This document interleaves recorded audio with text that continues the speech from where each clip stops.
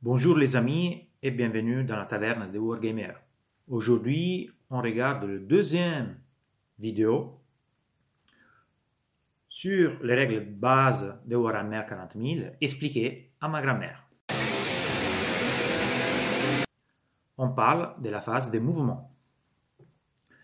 La phase de mouvement, c'est une phase très importante. Elle vient après la phase de commandement.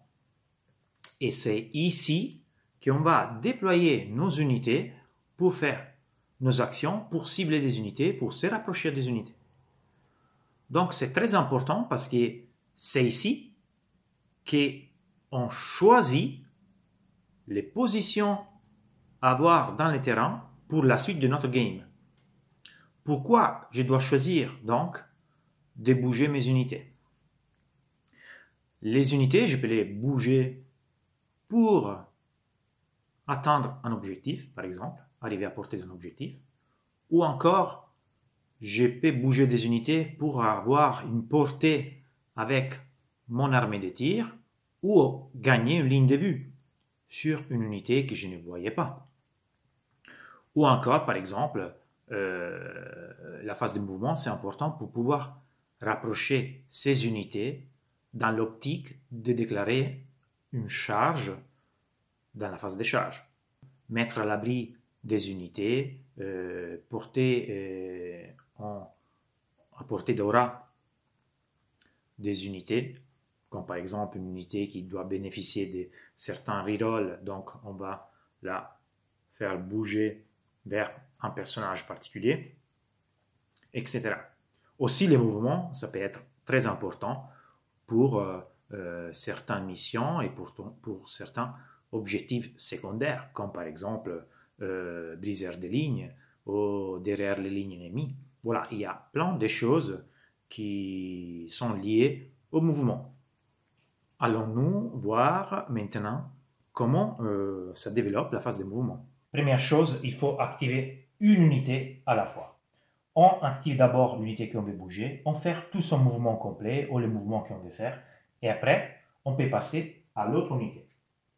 On ne peut pas déplacer une unité partiellement, faire le mouvement avec une autre unité, et après retourner sur la première unité. Ça veut dire, je ne peux pas bouger, par exemple, dans cette direction de 3 pouces, mes figues, bouger les éradicators, et après faire encore, je ne sais pas, un mouvement avec cette unité. Ça, on ne peut pas.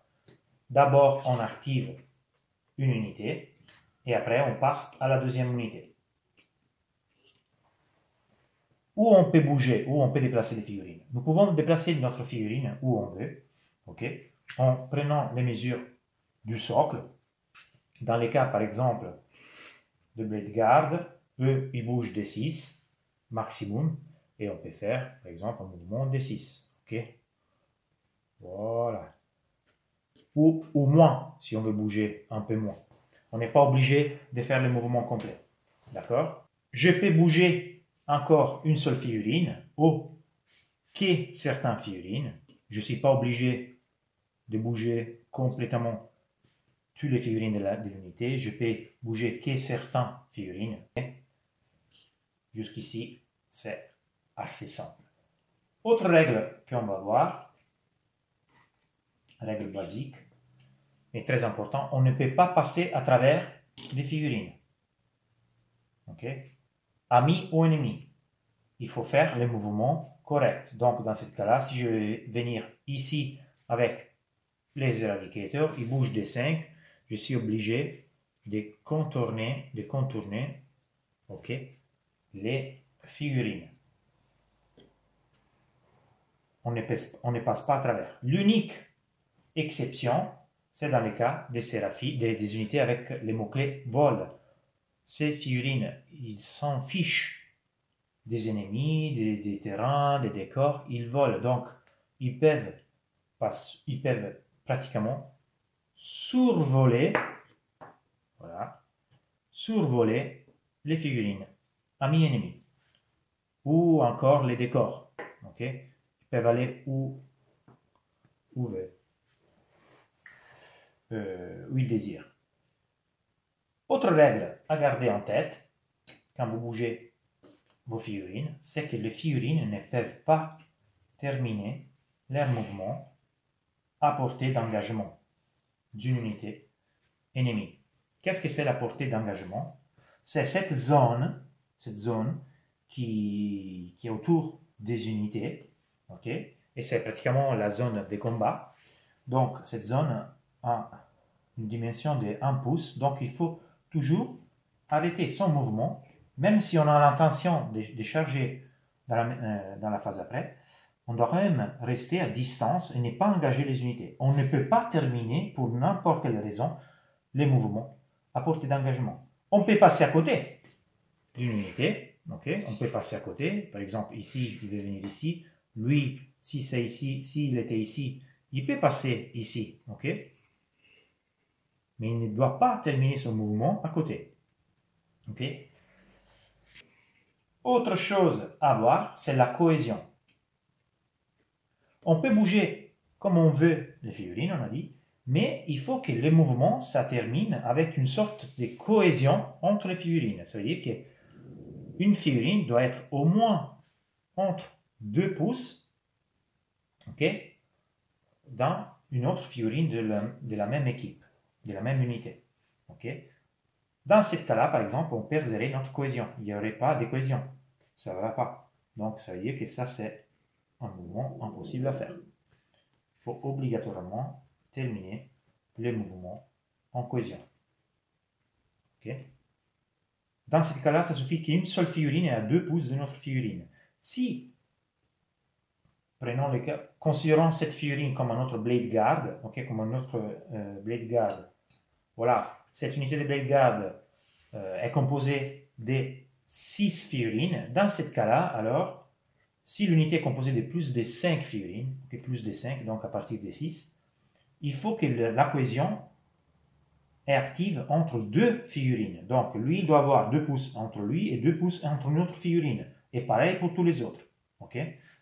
Par exemple, ça, ce ne serait pas une cohésion. Parce que cette figurine, elle a 2 pouces de lui, mais elle n'est pas à 2 pouces des autres figurines. On va voir rapidement comment on bouge les véhicules. La distance de mouvement de véhicule, on va la mesurer à partir de la coque. Donc, ça veut dire, dans ce cas-là, les rhinos bougent de 12. Ça, c'est les mouvements qu'on peut ouvrir. Ils pouvaient être dans cette direction, et on va bouger ici. Je ne l'ai pas expliqué avant. On n'est pas obligé de faire le mouvement complet. On peut bouger de moins de mouvements qu'on est capable de faire. Par exemple, les rhinos, on a dit qu'ils bougent de 12. Nous pouvons tranquillement bouger de 7, de 8, de 2, de 3. Et on peut aussi rester sur place. D'accord? Pour l'instant, on a vu les règles de base. Et maintenant, nous allons voir tous les types de mouvements qu'on peut faire dans la phase de mouvement. Alors, il y a plusieurs types de mouvements qu'une unité peut faire. La capacité de mouvement d'une unité, vous la trouvez dans sa fiche technique, okay, dans son codex. Il y a des unités, par exemple, comme les Eradicators qui bougent comme les Blade Guard qui bougent de 6. Il y a les Eradicators qui bougent de 5. Il y a par exemple les Sephrim qui bougent de 12. Et encore, par exemple, je ne sais pas, je prends Morvenball qui bouge de 8. Les mouvements, c'est le mouvement normal. Vous pouvez prendre la figurine et vous la déplacer jusqu'à la distance maximale, comme nous avons vu avant. D'accord? Cette genre de mouvement, ça vous permet après de pouvoir déclarer une charge, de pouvoir tirer avec vos armées normalement, de faire des actions, etc. Mais on a, par exemple, un autre type de mouvement, le sprint, l'advance. Qu'est-ce que c'est l'advance? L'advance, c'est simplement un mouvement extra. La figurine, elle peut aller au-delà de son mouvement, donc elle bouge de maximum 6. Okay? Mais disons que, par exemple, vous devez avancer encore un peu pour atteindre un objectif. Donc, vous pouvez avancer dans D6. Donc, dans ces cas-là, je fais un 3. Qu'est-ce que ça veut dire? Qu'à la place des 6, je bouge de 9. Ok? Donc, c'est 6 plus 3. Ok? C'est très simple. Je vous le remonte. Donc, eux, ils bougent de 6. Encore en 3. Voilà, donc ils peuvent bouger maximum de 9. Donc, je me mets comme ça. Et je peux bouger de 9 où je veux. D'accord? Voilà. Ça peut être utile pour rejoindre des zones, atteindre un objectif, aller trouver de l'abri dans un décor, pouvoir arriver à porter d'un personnage pour un certain aura, etc. Donc voilà, il y a cette possibilité. Par contre, le désavantage, c'est que quand vous avancez, vous ne pourrez pas tirer avec vos armes, sauf s'ils sont des armes d'assaut. Mais on regardera ça dans la phase de tir pour le type d'arme. Okay? Donc, sachez que si vous faites une advance, donc si vous faites un sprint, votre unité ne pourra pas faire de tir, ni d'action. Autre chose, sachez que du moment où vous faites un sprint, ce n'est pas une seule figue qui fait un sprint, mais c'est toute l'unité, c'est l'unité entière qui fait le sprint. Donc, même si vous sprintez avec, disons comme ça, vous sprintez avec une figue qui était ici, pour n'importe quelle raison, vous l'avez ramenée ici, toute l'unité sera considérée comme avoir avancé. On a encore une option dans la phase de mouvement. L'option, c'est par exemple de rester immobile, de rester stationnaire. Qu'est-ce que ça veut dire? Je ne bouge pas avec l'unité. Quel est l'avantage? Ça peut être par exemple si on a, je ne sais pas, une figurine avec une arme lourde, en sachant que si je la bouge, j'aurai un malus pour tirer, je ne la bougerai pas. Ou encore, par exemple, je suis déjà en couvert, je suis déjà porté d'une aura, je suis sur l'objet, je vais faire mon action, je n'ai pas besoin de bouger, je reste sur place. Voilà, ça c'est une option. Le dernier type de mouvement qu'on a à disposition, c'est la possibilité de s'enfuir d'un combat. On n'est pas très courageux, mais il y a des fois où certains combats sont clairement ne sont pas clairement super intéressants pour notre unité. Disons que ça, c'est la situation où se trouve l'unité de salle de bataille. Cette unité, elle est engagée en corps à corps.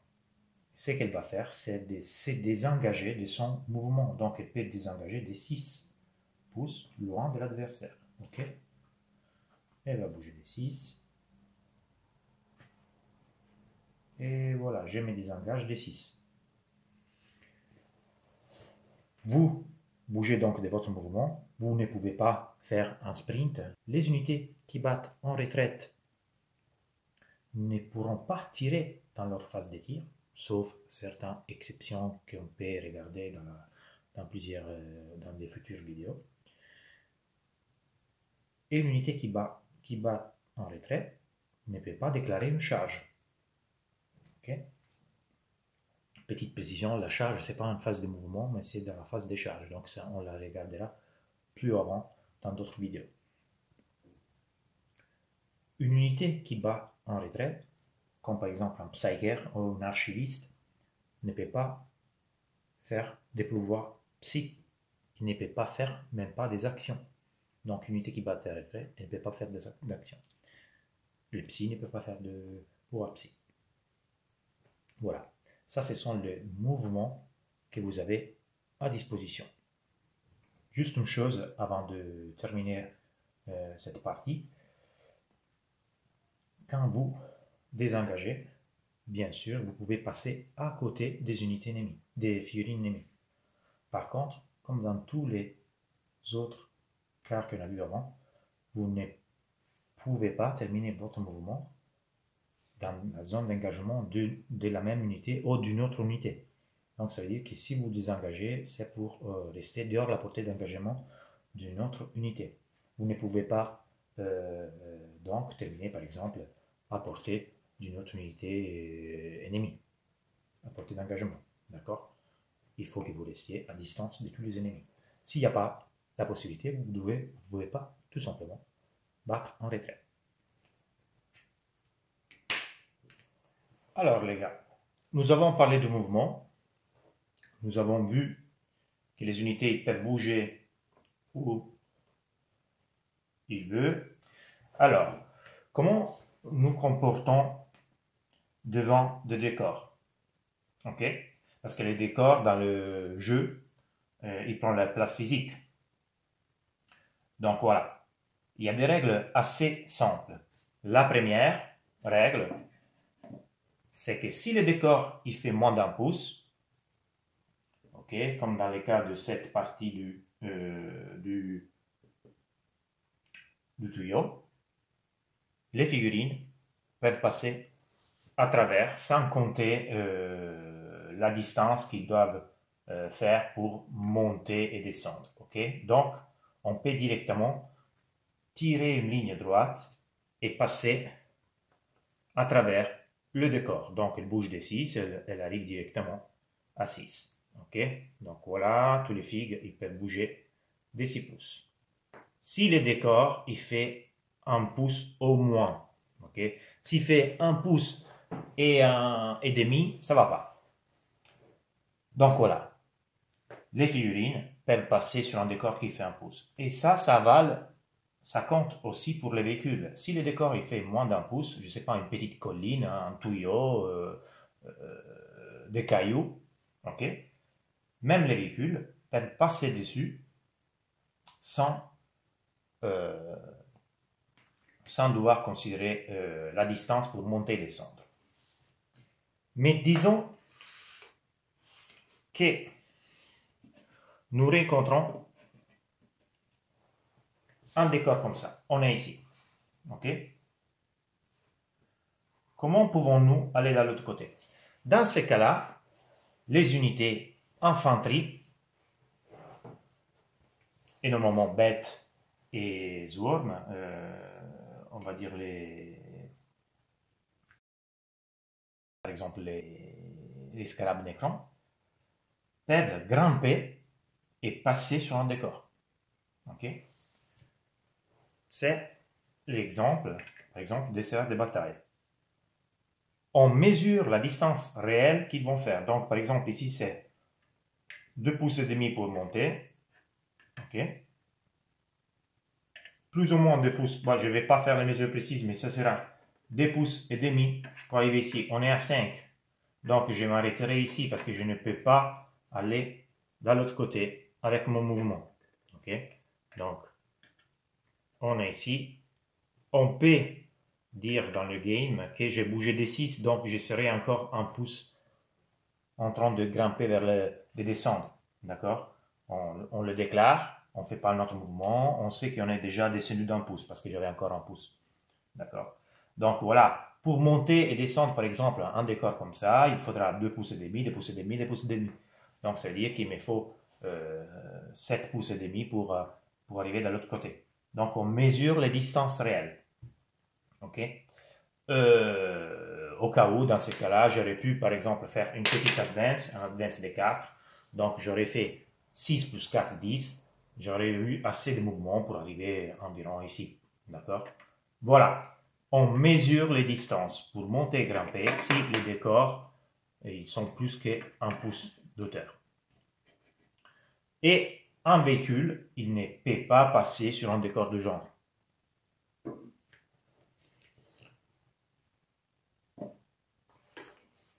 Comment nous comportons, par exemple, si nous voulons monter sur un décor du genre. Nous sommes ici et nous voulons monter ici. Ok, je fais vous voir. On est ici et on veut monter. Les unités peuvent monter, les unités d'infanterie, bêtes et Zorm, je ne m'en souviens pas comment ça s'appelle en français, mais bon, c'est par exemple les scarabs, ils peuvent monter à l'étage des décors. Okay. Ici aussi, on va faire la même chose. Donc, c'est 5 pouces pour monter, plus 1 pouce pour s'installer. Voilà, donc les unités qui collent pourront tranquillement arriver à l'étage. Clairement, il y a toujours des petites marges, les gars. Je vous préviens, vous inquiétez pas, surtout quand vous jouez entre amis, on ne va pas mesurer les demi-quarts de pouce quand on monte. Okay. Mais qu'est-ce que ça passe, par exemple, pour cette figurine en bas qui n'aura pas la place pour monter? Donc, cette figurine en bas, il peut tranquillement entrer et se placer ici, par exemple. Et vous direz, mais alors la cohésion? Alors, je n'ai pas expliqué avant, mais la cohésion, c'est aussi 5 en vertical entre la figurine et les figurines à l'étage. Donc, dans ces cas-là, il y aura bien 5 de distance entre cette figurine et son unité. Donc, vous pouvez faire ça. On a déjà vu qu'il y a des unités qui peuvent passer à travers les figurines. Et ce sont les unités avec les mots-clés vol. Eux, ils ont l'habilité, clairement, de ignorer les distances en horizontale et en verticale, mais ils peuvent directement voler. Donc là, on prend par exemple la diagonale, ils peuvent bouger les 12. Donc par exemple, cette figurine peut arriver tranquillement ici. Voilà.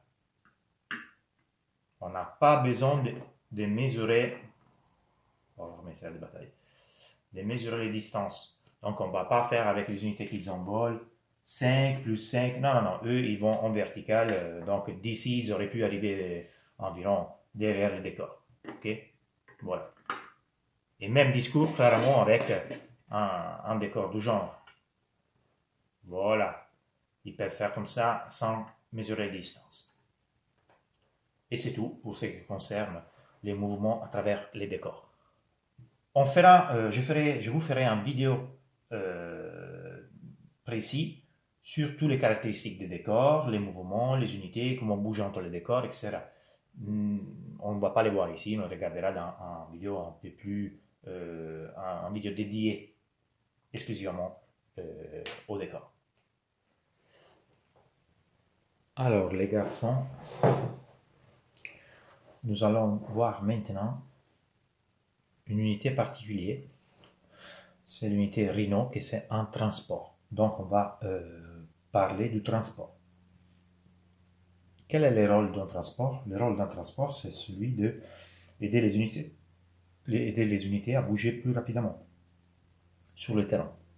Parce que les unités ils bougent de 6, les véhicules normalement bougent de beaucoup plus. Dans ce cas-là, par exemple, les Rhino, ils bougent de 12. Donc les informations techniques du Rhino ou d'un véhicule sont sur sa fiche technique. Par exemple, la fiche technique de Rhino nous dit qu'il peut embarquer 10 figurines de serre de bataille. Ok. Première question. Je peux embarquer plusieurs unités dans un Rhino. Bien sûr. Du moment où je respecte la capacité de transport, par exemple c'est 10, je peux embarquer par exemple une unité de serre de bataille, une hospitalière et un dogmate. Ok. Voilà. Il y a certaines figurines qui ne peuvent pas embarquer. Ça, c'est indiqué dans la fiche technique du véhicule. Par exemple, les Rhino, il peut embarquer quelques unités infanterie. Serre de bataille ou Adeptus Ministorum. Donc voilà. Il ne peut pas, par exemple, embarquer des Sephrines. Eux, ils ont les mots-clés vol. Ils ne peuvent pas embarquer dans le Rhino. Ok. Alors, voyons maintenant comment on peut embarquer dans un véhicule.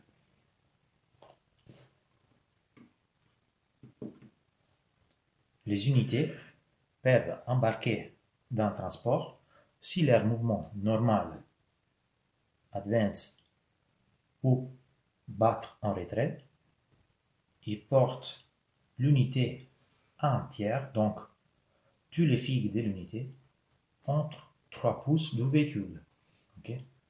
Donc, je bouge mes serres de bataille. Okay? Dans ce cas-là, je les bouge ici, je les bouge, ils ont 6 de mouvement, je les mets ici. Et je peux embarquer dans les véhicules. Je mets toujours une figurine sur la coque, comme ça je sais que dans ces cas-là, il y aura une figurine embarquée, cette unité embarquée. Okay?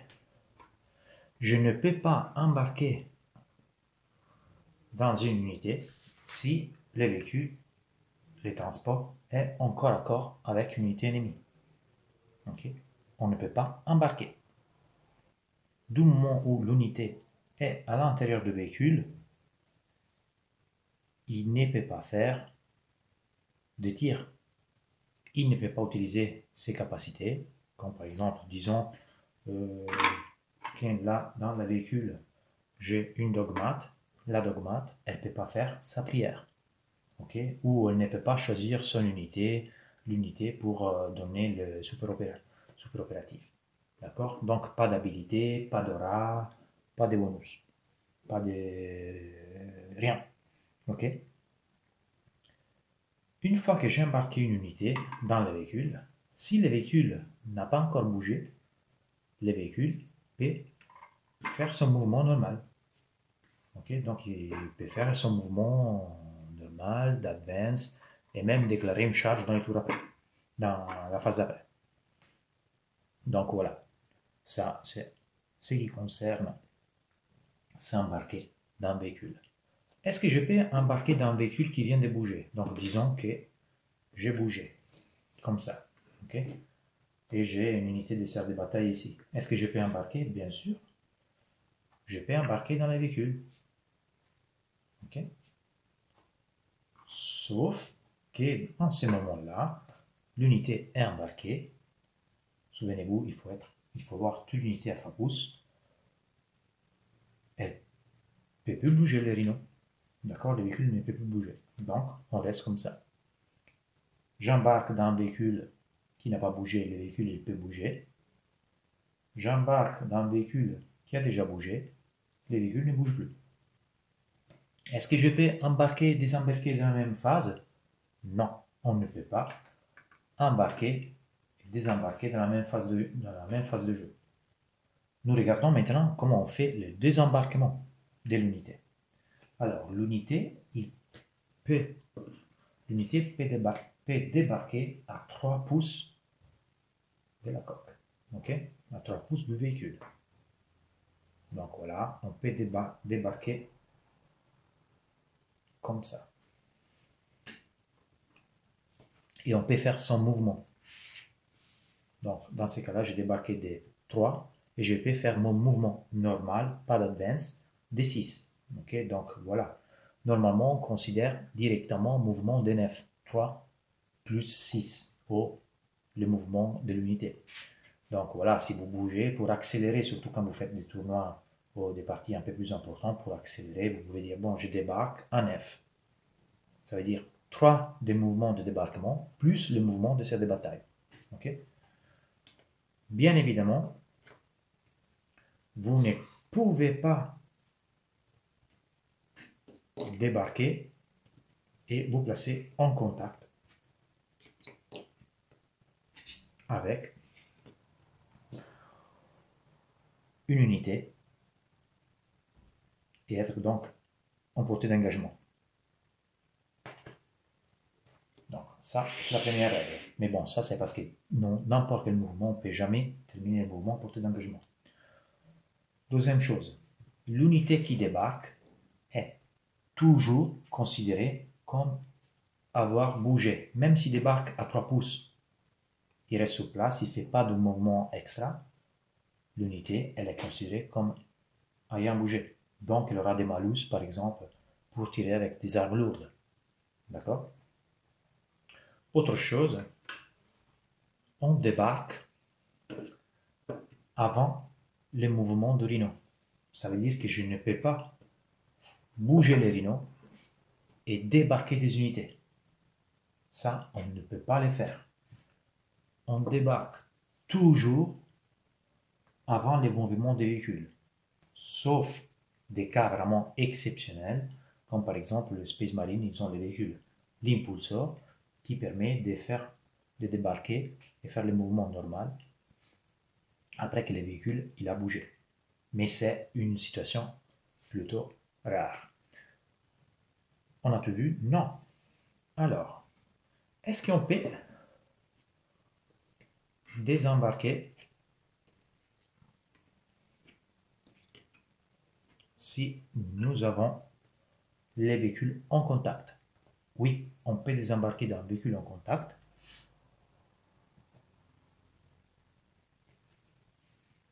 Mais, bien évidemment, on ne peut pas désembarquer à portée d'engagement. Donc, on peut désembarquer d'un autre côté.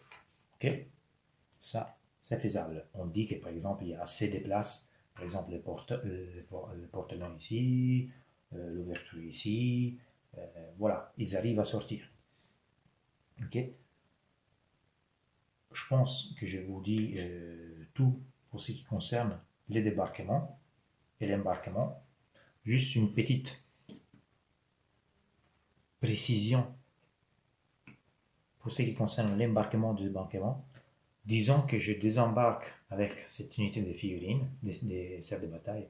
Est-ce que je peux, par exemple, à ce moment, je débarquer une unité, embarquer une autre unité? Bien sûr, je peux embarquer. L'important, c'est que c'est la figurine qui va terminer son mouvement vers le véhicule et entre 3 pouces. Pas le contraire. On ne peut pas faire un mouvement vers une unité qui a déjà bougé et dire, bon, cette unité embarque dans le véhicule. Non. Okay. Voilà. Je pense qu'on a tout dit pour ce qui concerne s'embarquer et désembarquer du véhicule. Alors, il nous reste toute une dernière chose à voir sur les véhicules et les transports. L'explosion des véhicules et le débarquement d'urgence. Disons qu'il y a eu une phase de corps à corps où Guy Liman et les Blade Guard, ils ont réussi à péter, à faire tous les dégâts en Rhino.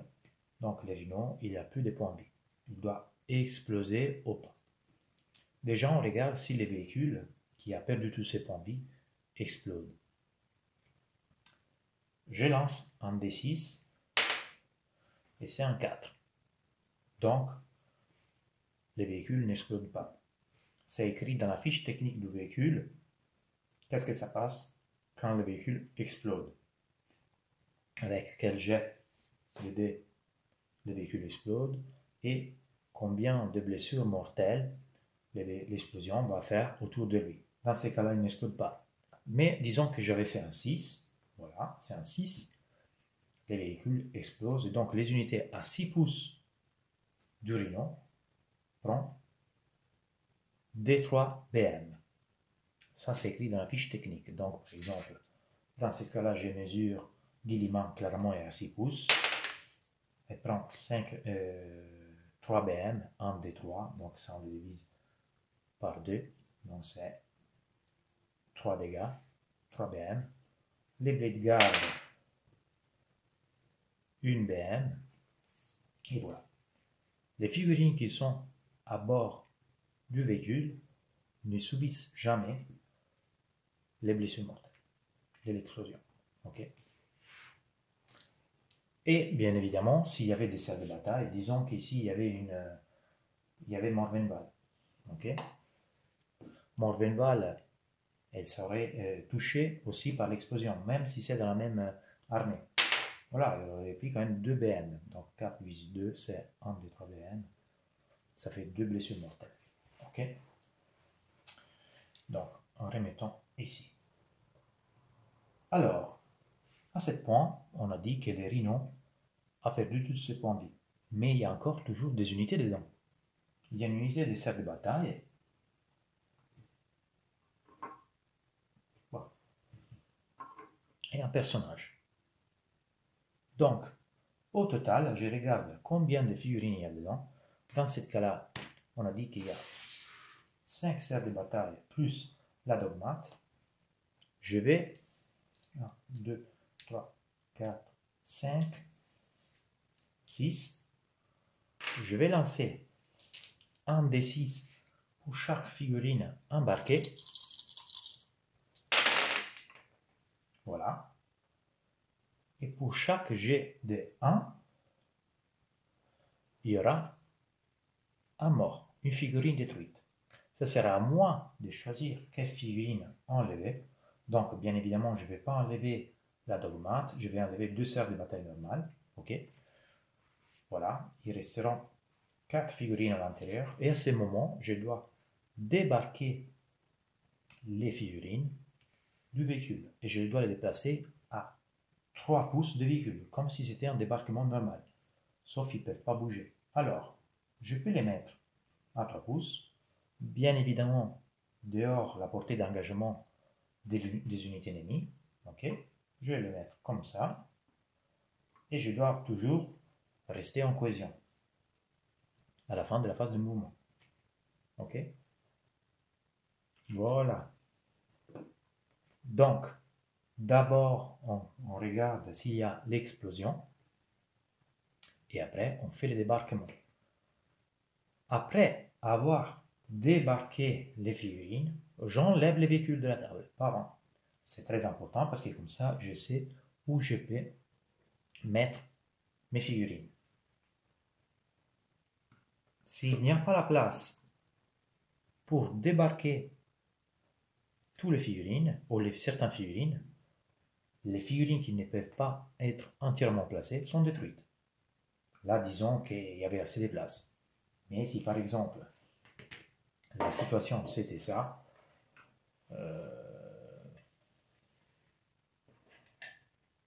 voilà.